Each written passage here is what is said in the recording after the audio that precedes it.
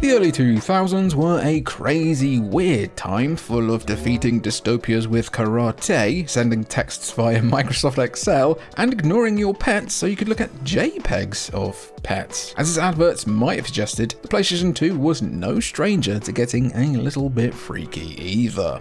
I'm Jimmy for Vultures, and these are the weird PS2 games that are actually pretty good. No time to waste today. Let's get rolling. Whee!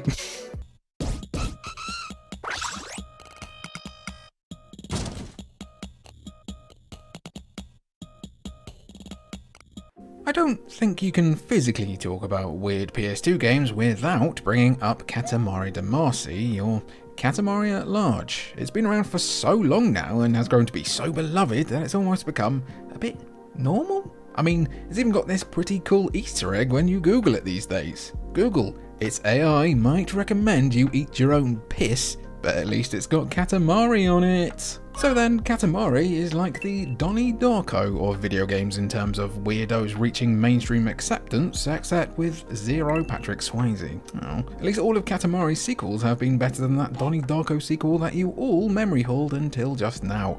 Very sorry.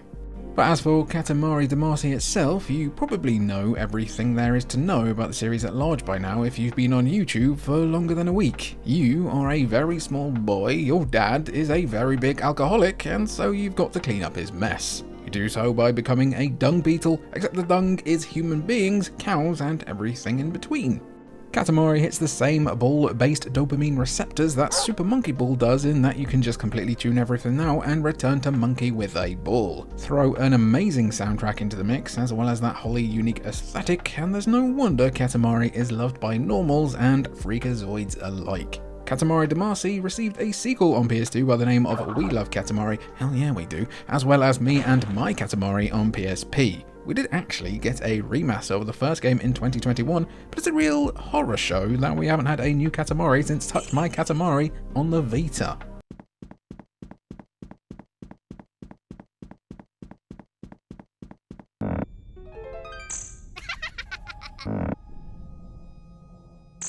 So you know Will, the taller, more objectively sane guy, the other one on this channel who doesn't go on about F-Zero, he loves Gregory Horror Show, so he's going to go on about that for this one, and I'm just going to take a back seat, so whenever you're ready, Will, go right ahead. Thanks, Jimmy, and may I say you're looking rather waggish today. Just for that, mate. I'll be here if you need me.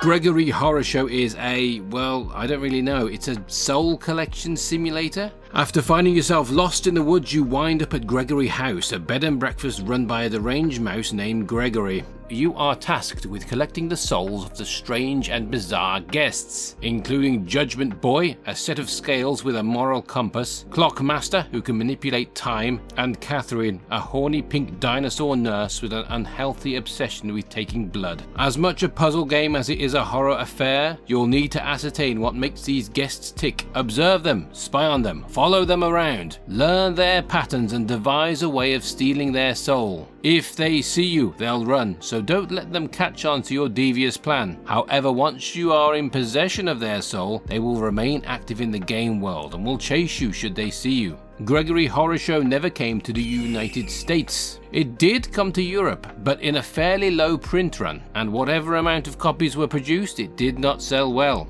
Kind of predictably, Gregory Horror Show is now an absolute horror show for your wallet. I do own a copy, but it's somewhere lost deep within the depths of my game collection. Alright, it's time to pass you back to Jimmy now.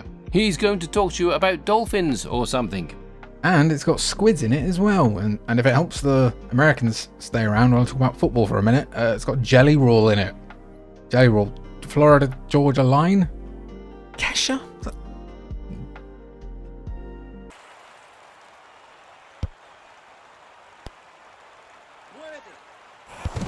Loses control. He's lucky to have got away with that one. And the loose ball's quickly claimed. Sports games are far too serious these days, particularly when it comes to football, or soccer if your star sign is Bruce Springsteen. As well as being a serious drain on your bank account, modern football games manage to completely bastardize how football actually is played without ever being goofy with it. Where are the power-ups and ability to become Salomon Rondon for no reason? With Red Card on PS2, that's where. Also called Red Card 2003 in the US, dream big guys, where it also featured another Everton legend, Brian McBride, on the cover. Red Card basically only has the ball in common with games like FIFA, and that's why it's so bloody great. As arcadey and stupid as a football game can get, Red Card lets you create your own team, make them as deranged as you like, and then, if you fancy it, turn off the great enemy of football, the offside rule. And then you can karate kick your opponent off the ball completely cleanly, and then pull off Shaolin Soccer-esque tricks complete with Matrix slow motion to score some absolute bangers. Oh, and also you can put aliens up against dolphins. Where are the aliens in Ultimate Team, EA, you cowards? It's just about the goofy brilliance you should expect from Midway in their peak silly era and the developers of NFL Blitz 2. Listen, Red Card is not a serious game, and it should absolutely not be played as such. Get a mate around, humble some dolphins with a 2-footer, clothesline the referee, and then look at your favourite EA Sports FC creator unpacking their little digital men in disgust. Ooh, I got a walkout. Shut up, you tart. I actually only just realised that FIFA and Pro Evolution Soccer both technically don't exist anymore. And that's not right. That ain't right at all. Adriano didn't shoot a hole into the surface of Mars for this. Guess we'd better visit another planet instead.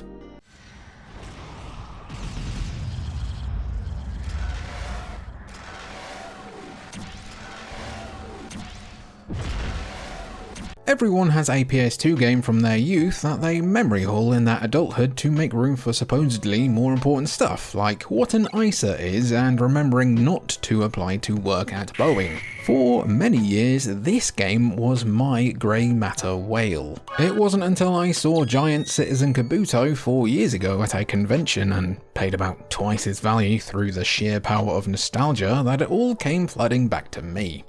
A port from PC that took 2 whole years to happen, Giant Citizen Kabuto is a crazily ambitious blending of genres that was the first game from Planet Moon Studios. The studio was formed by some of the minds behind MDK and Earthworm Jim, so yes, expect something a bit different. Giants has you taking the reins of 3 different races, one of them basically being Marines from Halo, a second that are like magic mermaids, and another that's pretty much just Godzilla. You're all squabbling on an alien planet across 3 distinct campaigns, and those marine guys are apparently British. Even in space, we can't resist a cheeky bit of colonising. What do we like? As well as offering some pretty fun shooting with tons of verticality thanks to jetpacks in not quite sandbox but close missions, Giant Citizen Kabuto also boasts the random ability to do some basic base building with the ultimate goal of building a party house. Add in a brilliant soundtrack and the irreverent humour you'd expect from ex-Shiny devs, and you have about 6% of my personality right here. Sure, the PC version is obviously going to be better to play these days, and also it's just a couple of clicks away and a download instead of getting scammed like I did, but this is a killer 7 out of 10 game if ever there was one.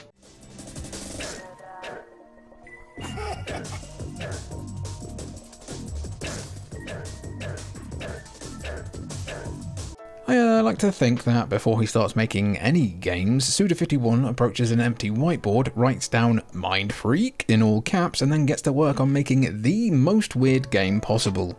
Killer 7 was a pretty early indication of what madness he and the rest of Grasshopper Manufacture would get up to for the next 20 years when it launched in 2005. It was originally meant to be a GameCube exclusive, but the GameCube being what it is, a beautiful little baby too pure for this world and also a console with no way of watching Bulletproof Monk on it, the decision was made to release Killer 7 on PS2 as well. So what is Killer 7? Well, it can be very easy to overcomplicate what this thing actually is. Basically, it's like cel-shaded Time Crisis meets Shin Megami Tensei 3 meets House of the Dead meets Ichi the Killer meets that Identity movie meets your brain constantly scratching against your skull. Simple, really. Throughout the game, you're switching between members of the Killer 7, the alter egos of the wheelchair-bound Harmon Smith, who absorbed their souls after they died originally, as they looked to stop a terrorist group by the name of Heaven's Smile. Question time: which of these Smiths are actually not members of Killer 7? A. Kevin Smith, B. Will Smith, C. Dan Smith. Drop your interloping Smith down below and you could win a free Steam key for free. But yeah, Killer 7 does get into some heavy stuff regarding US and Japan relations, as well as how governments mistreat their people. There are also anime waifus and masked wrestlers. Killer 7 is Suda 51 through and through, which does mean that it's not for everyone. The controls are a bit odd. The general feel of gameplay, as you basically point and click your way through corridors before switching to first-person shooting, can be tough to click with, and the story is tough to keep up with if you aren't fully switched on. But those who can get on Killer 7's very particular wavelength will find an absolute chef's kiss of a game.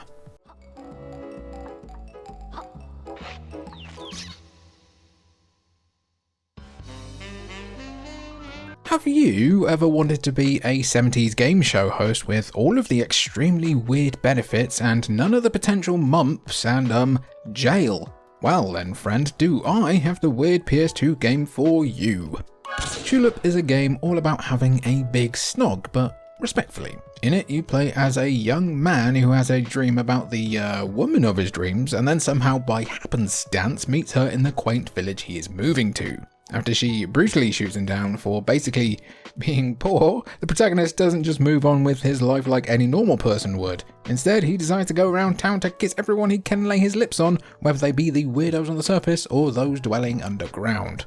It's a pretty cute premise, despite the implication, and there is a lot more going on here than you might expect from the cutesy graphics and art style. For instance, some people require you to complete quests for them to give you a kiss. Others, meanwhile, can only be kissed at certain times of day, meaning that you have to properly time out your escapade throughout. It's a bit like Shenmue, sort of, slightly kind of. However, Tulip can also be surprisingly very frustrating, as everything needs to be timed to the finest detail, and also just figuring out what the hell to do at time can feel like you're trying to sell an underwater Range Rover. Begone, vile man! Begone from me! That might explain why reviewers certainly didn't fall in love with Tulip, it's fair to say, but those with a guide to hand will probably fall in love with Punchline's bonkers simulation RPG detective kiss-em-up.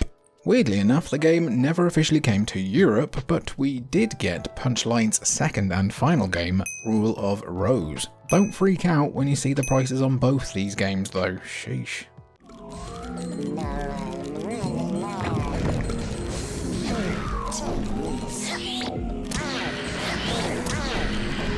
Treasure. If there's ever been a developer who's deserved a much better hand than the one they've been dealt over the years, it's the Japanese studio behind the likes of Gunstar Heroes, Mischief Makers, Ikaruga, Sin and Punishment, and many more underrated bangers. And yeah, while I'll admit Stretch Panic might not belong in the upper echelons of Treasure's vast banger pantheon, their first proper 3D outing absolutely fits the bill of being a weird PS2 game that deserves a second look. And not just because of the bazoongas everywhere. Also known as Freakout in Europe, Stretch Panic follows a young girl called Linda after a strange scarf comes to life. It's not long before she has to take on all 12 of her evil sisters. Similarly to Mischief Makers, players can grab pretty much everything within the environment and then stretch them around. Linda is even able to grab objects and then use them to propel herself forward, which is pretty neat. As well as giving you plenty of challenging, interesting bosses with unique twists to, Stretch Panic also isn't afraid to indulge its basest of early 2000s desires, stupendous honkers. To earn enough points to take on those bosses, Linda first has to take on EX stages featuring enemies with ginormous kadonkers who've made a deal with the devil. I'd be able to take Koopa Troopers much more seriously if they had a Triple G cup, to be honest with you. Stretch Panic is a pretty repetitive game, and the art style does cover up some fairly cheap graphics, but it's a quirky bit of weirdness for an afternoon that absolutely doesn't believe in physics, which is the signs of cowards. Now, you might not know this, but Treasure are apparently still around. They've not released a game since 2014, but they are working on something as we speak. Yeah, let's hope they get that helping hand sooner rather than later.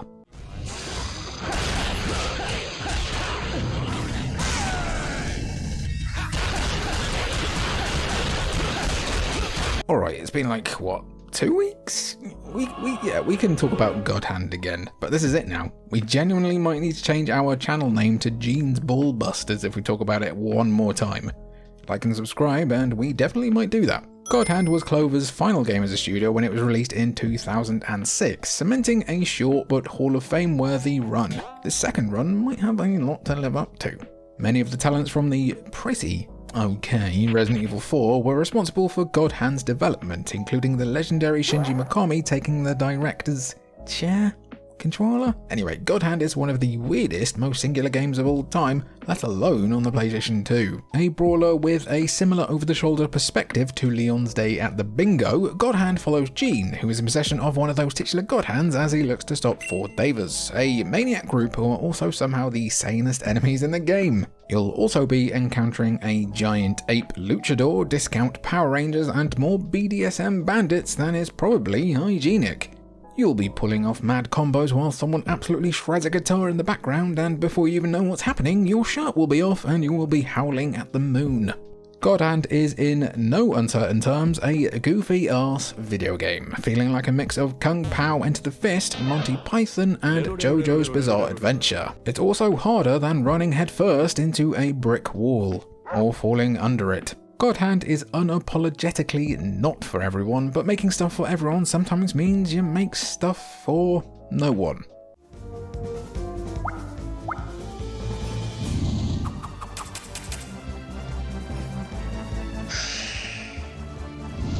There were a few things on my video game bingo card I never could have imagined getting ticked off. The Silent Hill 2 remake being amazing was one of them, and Astrobot becoming the certified big bold stud of the PlayStation brand as a whole was another. I also never would have believed card games would have such a wild mainstream renaissance as such, especially when Solitaire on Windows 95 was where it all should have peaked.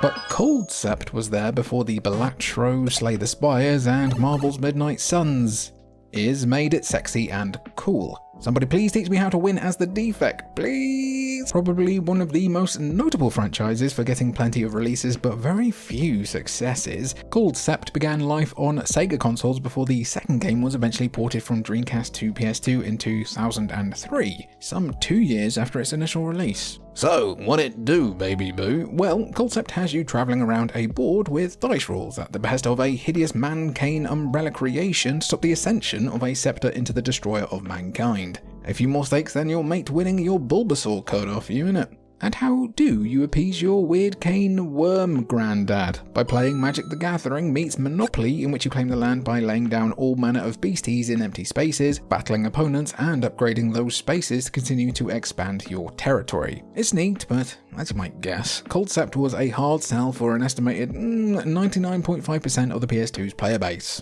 What's funny is that this game would absolutely sell like hot cakes these days with a growing Steam Deck audience who love this kind of thing.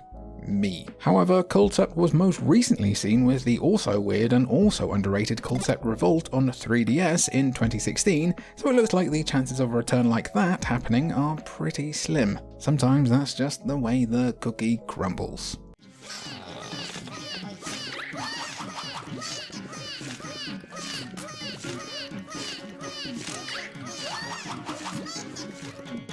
When you think of From Software, the first thing that fat rolls into your mind is probably Eternal Ring. No, sorry, Elden Ring. Or perhaps that's Soul stuff, or Armored Core, or maybe even Kingsfield if you're a big freakazoid like me. What you're probably not thinking of is a PS2 precursor to something like It Takes Two. The Adventures of Cookie and Cream, also known as Curry Curry Mix here in the land of Chippy Chips, is a game in which you must track down the moon. From Software are just bloody obsessed with the moon apparently, alongside a friend while playing as 2 buddies. You see, the fact that this was developed by FromSoft isn't the only thing carrying this game's weirdness.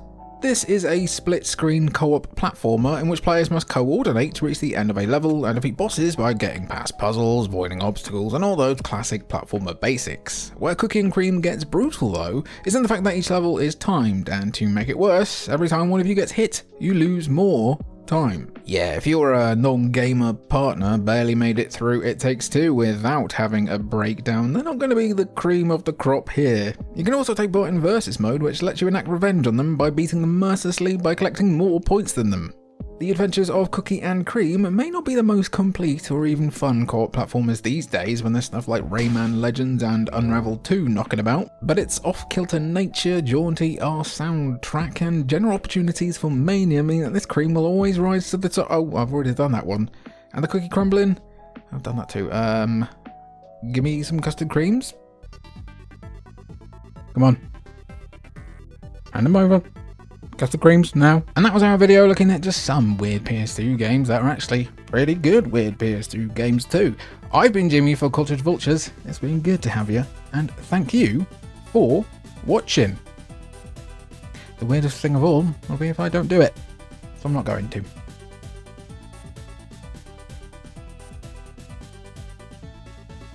Alright, bye!